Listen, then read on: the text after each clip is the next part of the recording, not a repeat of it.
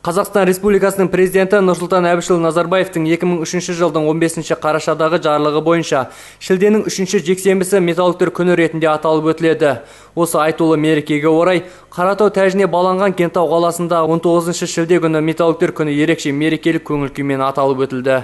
Кеншілер саябағында болған салтанатты шараға қала әкімі Әбдібақыт Мақұлбаев қатысып өз құттықтауын жеткізді. Біздің Ащысай түсті металл комбинаты бірнеше деген рекордтарды қойып, сол Совет одағы кезінде оның экономикасын дамытуға мол үлес қосты.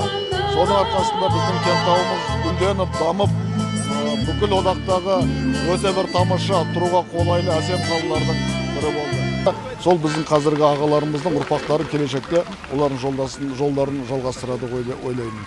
Мерекелеріңіз құтты болсын. Әр уақытта қаламыздың әрбір отбасында жақсылық, амандық, ынтымақ, береке болсын.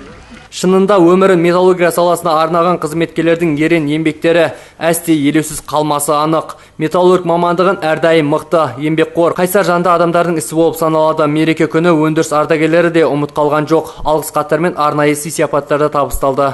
Металлургтер күніне орай ұйымдастырылған шаралар Кеншілер саябағында концерттік бағдарламамен жалғасты. Олжас Телесұлы, Фарух Аблаев, Давран Набиев, Тұран, Түркістан.